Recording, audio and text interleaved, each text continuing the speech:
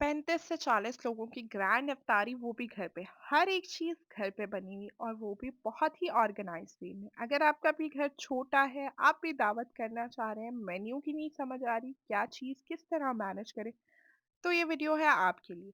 अगर चैनल पे न्यू हैं तो चैनल को सब्सक्राइब कर लें, बेल आइकन का बटन प्रेस करना मत भूलिएगा। आज मैं आपके साथ शेयर करूंगी कि मैंने अपने घर पे दावत किस तरह ऑर्गेनाइज की और मेरे मेन्यू में था क्या-क्या कुछ। बहुत सारी चीज़ें की थी, बहुत ऑर्गेनाइज वे में। आज आपके साथ शेयर करूंगी। और रमज़ान के बाद भी अगर आप ये दावत प्लान कर रहे हैं तो इजीली इस मेन्यू को पिक कर सकते हैं। काम स्टार्ट किया था केक बनाने से। एक तो केक चिल्ड हो जाएगा और मीठे का काम भी बहुत ज़्यादा होता है, किचन में मेस भी क्रिएट होता है। मेरी कोशिश ये थी एक दिन पहले मैं वो काम करूँ जिसकी वजह से किचन में बहुत ज़्यादा गंद मच जाता है। मतलब जिस दिन मैं दावत होस्ट कर रही हूँ उसमें बहुत ज़्यादा चीज़ें मैंने ऐसी की थी जिसमें बहुत ज़्यादा गंद या खिलारा वगैरह ना हो किचन में। केक में मैं ट्रेसलिशियस केक बना रही थी जो बच्चों बड़ों को सभी को पसंद होता है। ऑल्दो एक बर्थडे भी थी, छोटी बेटी की मेरी की बर्थडे थी, बड़ी बेटी ने मेरा रोज़ा रखा था, तो दोनों को सेलिब्रेट कर रहे थे और काफ़ी सारे फैमिली फ्रेंड्स थे हमारे इस दावत के अंदर।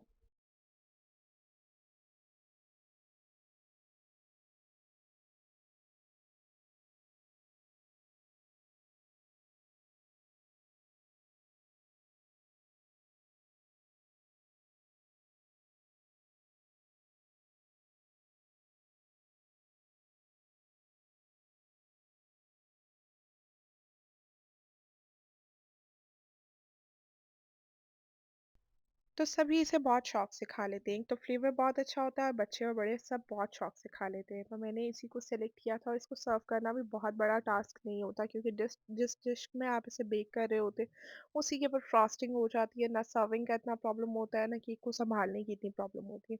तो अगर आप लोग भी कोई दावत प्लान तो इस केक को मेन्यू में मस्ट रखिएगा। तो यहाँ पे सॉर्टेड हो चुके हुए हैं हम अपने मीठे के साथ। मीठा बनाना बहुत इजी है और अगर आपके पास बेकिंग अवन नहीं है तो आप इसको पतीले में बना सकते हैं। और अगर आपको इसकी कम क्वांटिटी चाहिए तो उसकी रेसिपी मैंने पहले से अपलोड की हुई है।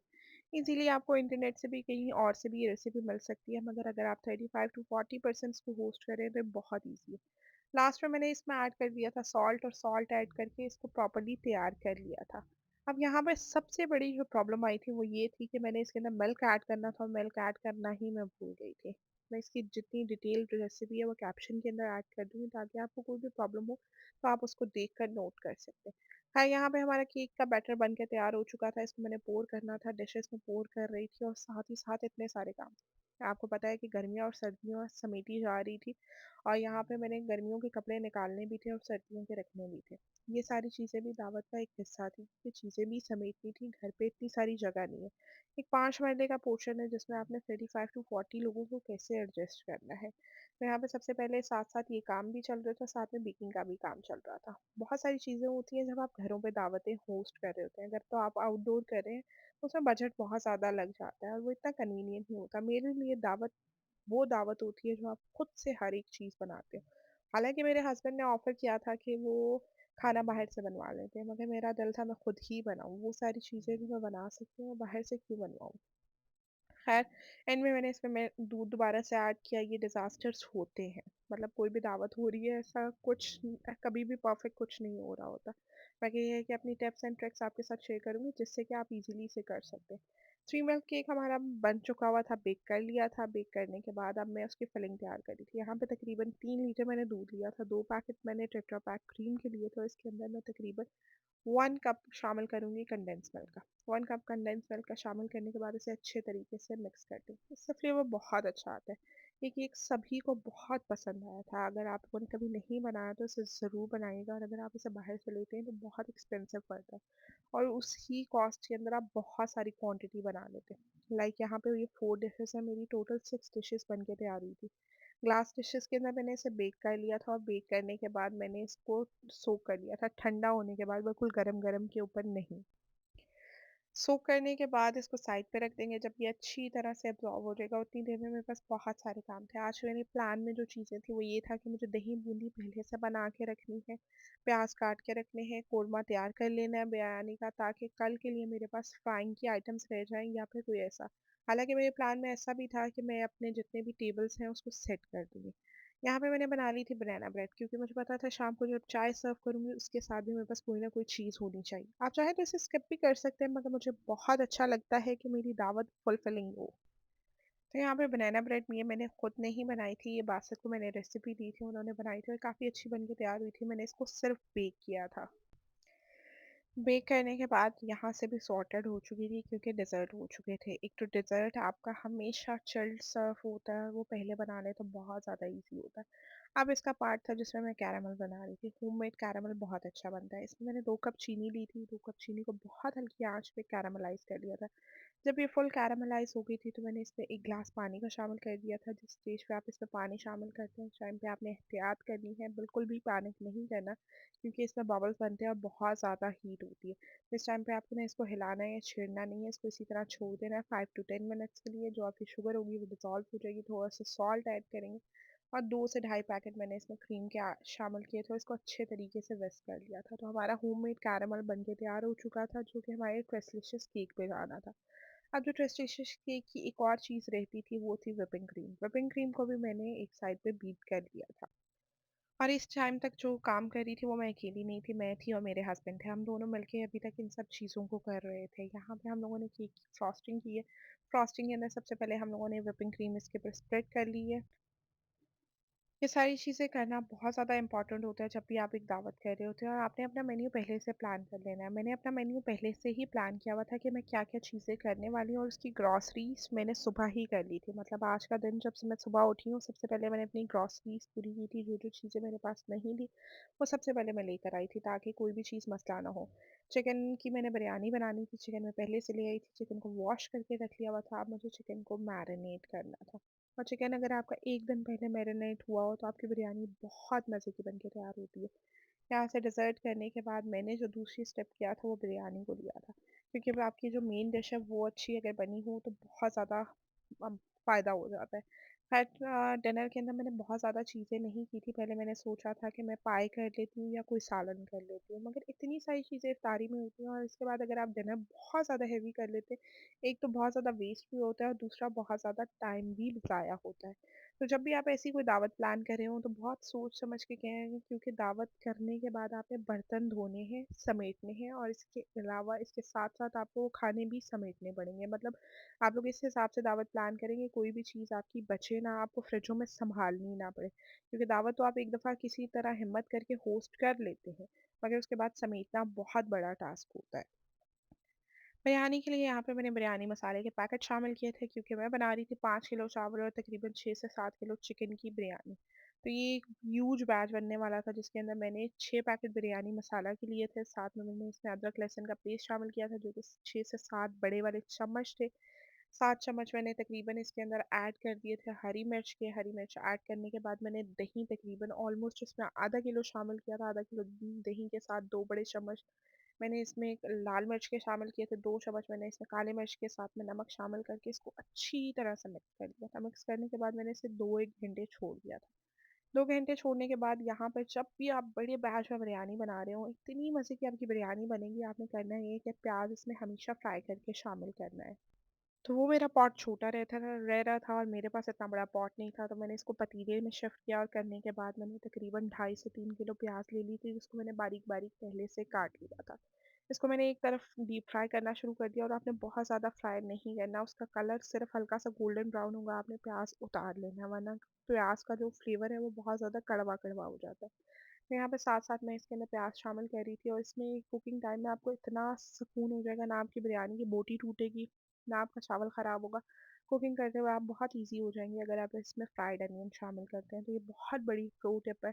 और इतनी बड़े बैच में जब आप बिरयानी बना रहे हैं मतलब 5 किलो चावल की बिरयानी बहुत बड़ी होती है, मैंने इसको 2 पतीलों में दम दिया था। तो उसमें आपका चावल कभी भी नहीं टूटेगा, वो टिप भी मैं आपके साथ शेयर करूँगी। साथ में मैंने आलू ले लिए थे, आलू तकरीबन मैंने 3 से साढ़े 3 किलो आलू लिए थे। आलू लेने के बाद इसे काट लिया था, छील लिया था, उसके बाद मैंने इसमें नमक और इसके अंदर ज़रदा रंग लगा के इसको भी डीप फ्राई कर लिया था। यहाँ पे मैं बिरयानी का कोरमा बना रही थी और बनाते-बनाते मुझे सुबह हो गई थी, मतलब ये सहरी के बाद। बीच में हमने सहरी भी की है, सहरी करने के बाद ये सारी चीज़ें हो रही थी।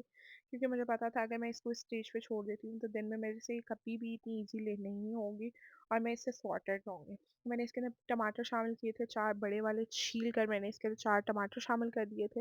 और इस स्टेज के अंदर मुझे जब मैंने इसके अंदर कंपैरिज़न किया, इस चम्मच से बिल्कुल नहीं हिल रही थी। मेरी मम्मा ने मुझे एक बहुत बड़ा चम्मच दिलाया हुआ था जो मुझे उस टाइम पे लग रहा था बहुत ही ज़्यादा अनयूज़फुल है, मगर आज उसे बहुत अच्छे तरीके से काम आ रहा था। तो जब भी आप लोगों की अम्मियाँ आपको कुछ दिला रही हों या बड़े कुछ बता रहे हों, अगर आप वो लोग कर लेते हैं तो फिर आपके लिए बड़ा फ़ायदा है। हाँ, इस पॉइंट के अंदर मैंने इसके अंदर शामिल कर दिया था ऑयल। ऑयल मैंने जिस कढ़ाई में मैंने अपना प्याज़ फ्राई किया था, उसी कढ़ाई से मैंने इसमें उल्टा दिया था ऑयल। ऑलमोस्ट समझ लें कि आधा लीटर या 3 पाव के करीब मैंने इसमें ऑयल शामिल किया था, बहुत ज़्यादा नहीं शामिल किया था।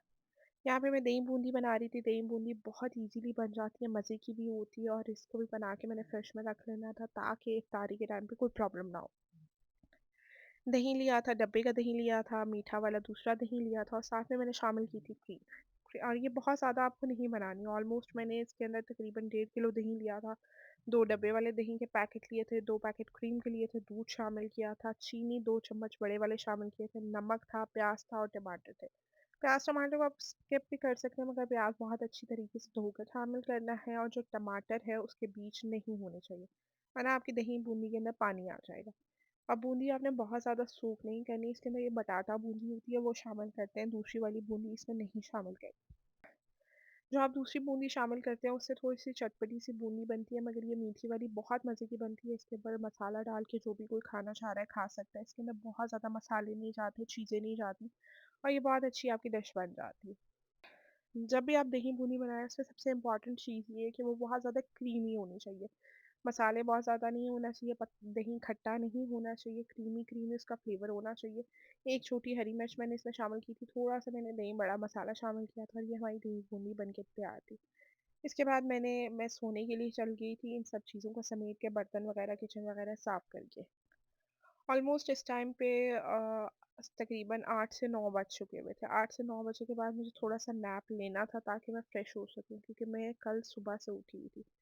जब मैं उठी हूँ तकरीबन साढ़े 12 बज चुके हुए थे। मुझे नीचे का पोर्शन साफ़ करवाना था, नीचे का पोर्शन साफ़ करवा के दस्तरख़्वान लगवाना था, और यहाँ पे फ्रूट चाट बननी थी, पकौड़ों का सामान तैयार होना था, और वो सारी चीज़ें होनी थी।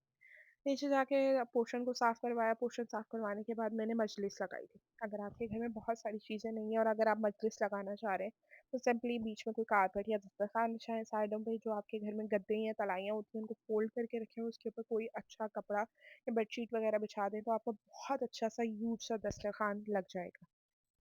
ये ऊपर वाला ड्राइंग रूम था, यहाँ पे हमने औरतों का इंतज़ाम किया था, और नीचे वाले ड्राइंग रूम के अंदर हमने इंतज़ाम किया था मर्दों का। हमारे पकौड़े साथ-साथ फ्राइंग का काम चल रहा था। फ्राइंग का काम ऑलमोस्ट हमने साढ़े 3 से 4 बजे स्टार्ट किया था। बच्चे भी तैयार करने शुरू कर दिए थे, और हमारा अल्हम्दुलिल्लाह ये नीचे वाला दस्तरख़्वान था जहाँ पे मर्दों ने बैठना था। यहाँ पे सारी चीज़ें बर्तन वग़ैरह लग चुके हुए थे, मतलब इफ्तारी से 1 घंटा पहले हम लोग हर एक चीज़ से सॉर्टेड हो चुके थे। क्योंकि इफ्तारी का बहुत सारा काम होता है। फ्रूट चाट डोंगों में डालकर, दही बूंदी डालकर, फ्राइंग चीज़ें, खजूरें फल्ड हमने यूज़ की थी। साथ में हमने बनाए थे अंडा शामी बर्गर। बहुत लाइट से होते हैं, बहुत मज़े के होते हैं। इसके अंदर आपने ग्रीन चटनी ऐड करनी है, और साथ में अंडा और शामी लगा के बर्गर्स तैयार कर लेने हैं। बच्चे भी बहुत शौक से खाते हैं और बड़े भी खा लेते हैं। यहाँ पे फ्राइंग स्टार्ट हो चुकी थी। फ्राइंग के अंदर हम लोगों ने आलू के चिप्स टाइप बनाए थे, साथ में मिक्स पकौड़े थे, रोल थे, समोसे थे। रोल समोसे मुझे घर पे पहले से मैंने बना के रखे हुए थे, तो ये मुझे नहीं बनाने पड़े थे। तो ये चीज़ पहले से तैयार थी, मगर ये थी सिर्फ़ इसको फ्राइंग करना था। चटनियाँ वगैरह बना दी थी, सब चीज़ें असेंबल हो चुकी थी। और इस टाइम तक जब आपने इफ्तारी करवानी होती है, तो लास्ट में आपके पास जो चीज़ रह जाती है, वो यही होती है कि आप सर्व कैसे कर रहे हो। तो सर्व करने के लिए दस्तरखान प्रॉपर लग चुके हुए थे, और इस टाइम तक मैं इतना थक चुकी थी, मेरे साथ खुशी काम करा रही थी, सिद्रा भी आ चुकी हुई थी, सबने मिलजुल के काम करवाया। और जैसे ही इफ्तारी हुई है, मैंने फ़ौरन से बड़े पतीले के अंदर चाय रख दी थी। ऑलमोस्ट 3 से 4 किलो मैंने दूध डाला है, थोड़ा पानी शामिल किया, मैंने चाय रख दी थी। मैंने किसी से नहीं पूछा कि किसी ने चाय पीनी है या नहीं पीनी, मैंने सबकी चाय रख दी है। और इफ्तारी के फ़ौरन बाद चाय सर्व कर दी थी। एक तो चाय से भी सॉर्टेड हो चुकी हुई थी, और अब काम था सिर्फ़ और सिर्फ़ बिरयानी का रह गया, और बिरयानी में भी कोरमा तैयार था, सिर्फ़ चावल को बॉयल करना था। और यहाँ पे आ चुकी हुई थी मेरी बहन की ईदी। मेरी बहन की ईदी आई है, वो सारों ने अनबॉक्स किया अल्हम्दुलिल्लाह, और हम लोगों ने यहाँ पे चाय भी पी ली थी, इफ्तारी भी हो गई थी, बर्तन वगैरह उठ रहे थे, और ऑब्वियस बात है कि बर्तन, बच्चे, बहुत सारा रश जब आप अपने घर के अंदर करते हो तो बहुत ज़्यादा भगदड़ मची हुई होती है। अब लास्ट में जो हमारी चीज़ रह गई थी वो बिरयानी थी। बिरयानी को मैंने दम लगाना शुरू कर दिया था। इफ्तारी के बाद किया था, ऑलमोस्ट इफ्तारी के आधे 1 घंटे बाद मैंने ये काम स्टार्ट किया था। यहाँ पर सबने खाना खा लिया था, सब अपना-अपना बैठकर चिल कर रहे थे। इस टाइम पे बिरयानी को दम दिया था। कोरमा तैयार था, कोरमे को मैंने 2 पतीलों के अंदर किया, 2 पतीलों में करने के बाद चावल बॉयल कर लिए थे। चावल बहुत तेज़ आँच पे किए थे, भिगो के मैंने इफ्तारी के फ़ौरन बाद रख दिए थे और उसके बाद जैसे ही चावल मेरे 50% कुक हुए थे, कभी 70% नहीं करने, कभी 80% नहीं करने, 50% चावल सिर्फ बॉयल करना है, बाकी आपका दम नहीं होगा। क्योंकि जब आपके पास बिग बैच के अंदर बिरयानी होती है, कभी भी आपने ना चावल पूरा पकाना है और ना ही चिकन पूरा पकाना है। चिकन भी मेरा 50% कुक था, कच्चा चिकन था, बीच में सिर्फ हल्की सी उसकी भुनाई हुई थी, जो कि मैंने सुबह की थी। शाम के टाइम मैंने ना उसकी भुनाई की थी, ना मैंने उसको तैयार किया था, बस मैंने इसी तरह 2 पतीलों के अंदर शिफ्ट की है, बॉयल करके वो चावल आधे उसमें शिफ्ट किए, आधे उसमें शिफ्ट किए। तो इस तरह इसको आप बहुत अच्छे तरीके से बना सकते हैं। ये है कि थोड़ी ज़्यादा देर के लिए इसको दम पे रखते हैं ताकि अच्छी तरीके से अरोमा आ जाए। नीचे अगर आप कोरमा रखते हैं तो आपके चावल जलेंगे नहीं, लगेंगे नहीं। यहाँ पे हमने आलू पहले से बॉयल किए हुए थे तो आलू ऊपर टॉप कर दिए थे हमने। तो ये फ़ायदा होता है जब आप पहले से प्री प्रेप करके रखते हैं। तो यहाँ पे हमारे पास सबसे लास्ट चीज़ बिरयानी थी, खाना ही था, खाना सर्व करना था, खाने के बाद डेज़र्ट था। डेज़र्ट हमारा पहले से तैयार था। तो बिरयानी को टॉप किया और अगर आप लोग इस तरह बिरयानी या कोई भी ऐसी चीज़ बनाना चाह रहे हैं तो इस तरह ईज़िली बन जाती है। ज़रदा रंग के अंदर मैंने शामिल किया था केवड़ा एसेंस, साथ में इमली और आलू बुखारा था, दम लगा दिया था, दम पतीले जो थे ऑलमोस्ट ऑलमोस्ट मैंने रख दिए थे 20 मिनट के लिए।